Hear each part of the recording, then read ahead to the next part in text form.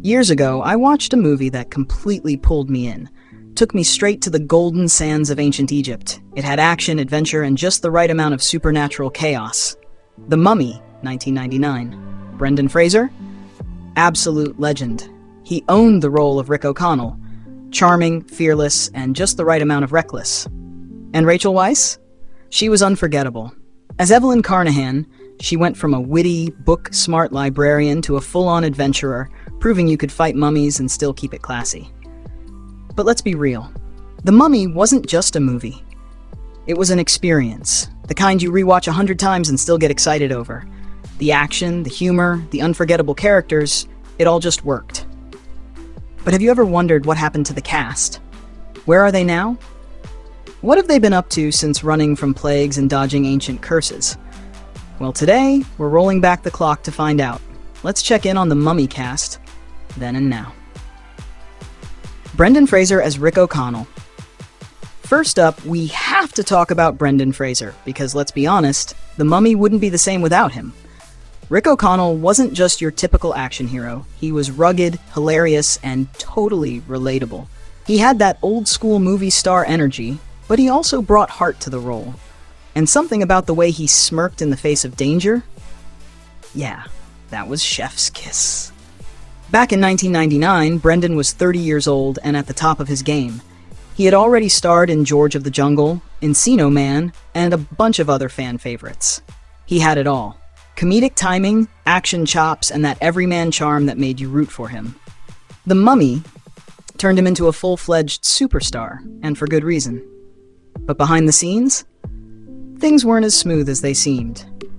Years of doing his own stunts led to major injuries. He actually had to undergo multiple surgeries just to recover. On top of that, he faced personal struggles, including a legal battle that pushed him further out of the spotlight. For a while, it felt like Hollywood just forgot about him. And then, out of nowhere, his comeback. In 2022, he blew everyone away with The Whale. It was completely different from anything he had ever done, and people noticed. The performance was raw, emotional, and powerful. It even landed him an Academy Award nomination. Seeing him back in the spotlight, finally getting the recognition he deserved, felt like a full-circle moment. Now at 56, Brendan Fraser is proving that real talent never fades. His return to Hollywood is inspiring, but honestly, for so many of us, he never really left. No matter what he does next, he'll always be our Rick O'Connell. Rachel Weisz as Evelyn Carnahan. Now let's talk about Rachel Weisz as Evelyn Carnahan. From the moment she stepped on screen, she owned that role. Evelyn was smart, driven, and fiercely independent, way more than just the bookish librarian she first appeared to be. Watching her transform from a clumsy scholar to a fearless adventurer who could go toe-to-toe with cursed mummies and vengeful priests, absolutely epic. But what really made Evelyn stand out was Rachel Weisz herself. She brought so much depth and personality to the character, making her way more than just a sidekick. In a movie full of action and supernatural chaos, Evelyn was the heart of the story. And let's be real, her chemistry with Brendan Fraser's Rick O'Connell? Electric. Back in 1999, Rachel was 29, and her career was already on the rise. She had this effortless ability to balance drama, comedy, and action all at once. I remember watching her in The Mummy and thinking, this woman is a star. And as time has shown, she's not just a star. She's an artist. She proved that with her Oscar-winning performance in The Constant Gardener, 2005, delivering an emotional depth that was nothing short of breathtaking. Then, in The Favorite, 2018, she gave another powerhouse performance, reminding everyone why she's one of the best actresses of her generation. At 54, her career is still going strong, and honestly, she just keeps getting better. But what's even more impressive, how she's used her success for good. Rachel is a passionate advocate for gender equality, human rights, and education. I love that she's taken her platform beyond Hollywood, proving that her influence isn't just about the roles she plays, but about the impact she makes in the real world. What I find truly inspiring is how much Rachel mirrors Evelyn in real life. Strong, intelligent, and always evolving. Her journey from the witty, slightly awkward Evelyn to the bold adventurer was a huge part of The Mummy's magic. And looking at her career now, she's still on an incredible adventure. I don't think her story is anywhere close to being done. Arnold Vosloo as Imhotep. Arnold Vosloo as Imhotep? Chills. I remember watching him on screen and being both terrified and completely mesmerized. He wasn't just some mindless monster, he was a tragic figure, a man destroyed by love and consumed by his own ambition. That's what made him such a standout villain. Vosloo brought an incredible depth to Imhotep, turning what could have been a simple horror movie bad guy into something much more complex. He wasn't just scary, he was compelling. And let's be real, for a villain to steal the show the way he did, that takes serious talent. Back in 1999, Vosloo was 37, and his performance in The Mummy was nothing short of iconic. Imhotep was menacing, sure, but he was also deeply human. Despite all the horror and destruction, you understood his pain, his desperation. And that's what made him so unforgettable. Now at 62, Vosloo is still a force in Hollywood. He's been in Blood Diamond, 2006, G.I. Joe The Rise of Cobra, 2009, and a bunch of other films, proving he's got serious range. Whether he's playing a straight-up villain or a more layered character, he always brings that same intensity and depth. What I love about Vosloo's career is how he's never been boxed in. He could have easily been typecast as the imposing bad guy from The Mummy, but instead, he's built a long and respected career playing all kinds of roles. That said, his portrayal of Imhotep is still one of the most unforgettable villain performances in modern cinema.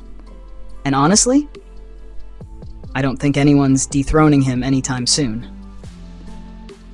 John Hannah as Jonathan Carnahan. Jonathan Carnahan? Oh, where do I even start? John Hannah owned this role, bringing a perfect mix of charm, wit, and just the right amount of chaos. As Evelyn's mischievous brother, he was the lovable rogue, always finding himself in trouble, but somehow, always talking his way out of it. He was the perfect counterbalance to Rick O'Connell's rugged action hero energy, adding humor and heart to The Mummy in a way that made the whole adventure even more fun. I still laugh thinking about Jonathan's antics, his get-rich-quick schemes, his complete lack of self-preservation, and of course his hilarious delivery of lines that instantly became iconic. But what made him such a great character wasn't just the comedy. It was the way Hannah played him with just enough sincerity that, beneath all the jokes and cowardly moments, you knew Jonathan was someone you could count on when it really mattered. Back in 1999, John Hannah was 37, and already well known for 4 Weddings and a Funeral, 1994, but The Mummy was where he truly shined. He brought an effortless energy to the role that made Jonathan unforgettable, seamlessly blending humor with the high-stakes adventure. Now at 62, Hannah's career is still going strong. Whether in dramatic roles like The Hurricane, 1999, or his intense turn in Spartacus, he's proven time and time again that he's so much more than just the comic relief. His ability to shift between comedy and drama is something I've always admired. He can make you laugh one minute and completely wreck you emotionally the next. That's talent. Honestly, I can't imagine The Mummy without him. Jonathan Carnahan might not have been the hero, but John Hannah made him a character you never forget. And that's exactly why he's still a fan favorite all these years later. Oded Fehr as Ardith Bey. Ah, Ardith Bey. What a legend. When I think of him, I think of loyalty, strength, and unwavering honor. Oded Fehr brought such a quiet intensity to the role that it was impossible not to be drawn in. He wasn't just some background warrior. Ardith Bey had weight, a deep sense of purpose that made him so much more than just an ally to our heroes. He was their protector, their guide, and in many ways, their moral compass. Fehr was only 28 when he stepped into the role, but from the very first moment he appeared on screen, you knew he was something special. With that commanding presence and those piercing eyes, he embodied Ardith Bey effortlessly, stoic yet deeply passionate, fierce yet full of wisdom. He didn't just say he was a leader, he felt like one. And that's what made his character so compelling. What I love most about Ardith is the mutual respect he shares with Rick and Evelyn. He's not just there to deliver cryptic warnings or swing a sword when things get tough. He's in this fight just as much as they are, maybe even more. He carries the weight of ancient responsibility, and Fair plays him with such sincerity that you believe in his mission. Now at 54, Fair has continued to bring that same gravitas to every role he plays. After The Mummy, he went on to star in Resident Evil and Deuce Bigalow, but it was his work in television that really showcased his range. Shows like Charmed, Sleeper Cell, and Star Trek Discovery proved he could handle anything: action, drama, even the occasional morally ambiguous character. No matter the role, he brings a depth and intensity that makes him impossible to ignore. But what I truly admire about Fair is that he's never been one to chase the Hollywood spotlight. Unlike so many action stars, he's stayed grounded, choosing roles that speak to him rather than just chasing blockbuster fame. He consistently plays leaders, characters who inspire loyalty, who mean something.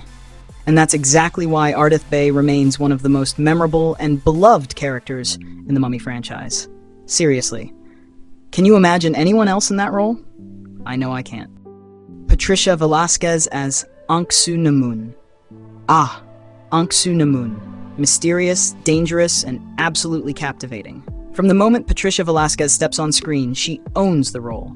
There's something almost hypnotic about her, this perfect mix of elegance, intensity, and tragedy. She wasn't just Imhotep's forbidden love or the other woman in a supernatural love triangle. She was a woman caught in something so much bigger, trapped by love, by fate, by choices that felt inevitable. Velasquez played her with such a careful balance of power and vulnerability. Sure, Anck-Su-Namun was ambitious and, let's be real, a little ruthless. But beneath all of that, there was something deeply human about her. She wasn't evil for the sake of being evil. She was a woman making impossible choices in a world where she had no control. And somehow, Velasquez made you feel that. Back in 1999, she was just 28, and for a lot of people in the US, The Mummy was their first introduction to her. But she left an impression. She made Anck-Su-Namun unforgettable, not just as a stunning presence, but as a fully realized character with depth. Now at 53, Velasquez has built a career and a legacy that goes far beyond Hollywood. Yes, she went on to star in movies like The Mummy Returns, and even had some fun on Arrested Development. But what's even more impressive is what she's done off-screen.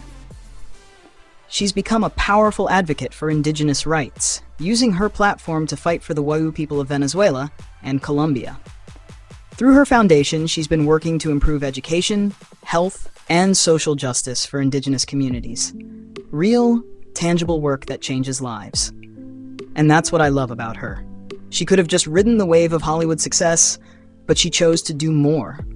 To use her voice for something that matters. That same passion and intensity she brought to Anck-Su-Namun, she's brought it to her activism, and that's something truly inspiring. So yeah, Patricia Velasquez didn't just play an unforgettable character, she became someone truly unforgettable herself. And honestly, that's even more impressive. Kevin J. O'Connor as Benny Gabor. Benny Gabor, the human equivalent of a cockroach, slimy, sneaky, and somehow always finding a way to survive, until he didn't. Kevin J. O'Connor's performance in The Mummy was unforgettable, turning what could have been just a throwaway comic relief character into one of the most entertaining and infuriating villains of the movie. At 36, O'Connor brought the perfect mix of sleazy charm, cowardly scheming, and quick-witted survival tactics. He should have been completely detestable.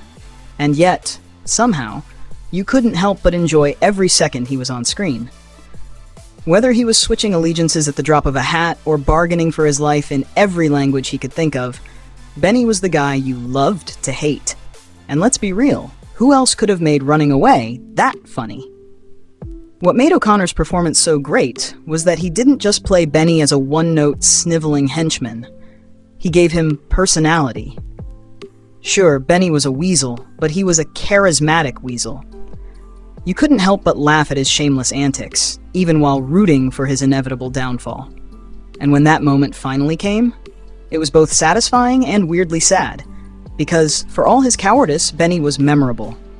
By the time he joined The Mummy, O'Connor was already an established character actor, having worked on Lord of Illusions and Deep Rising. His long-standing collaboration with director Stephen Sommers definitely helped land him the role. But it was his natural comedic timing and ability to own every scene that made Benny an instant classic.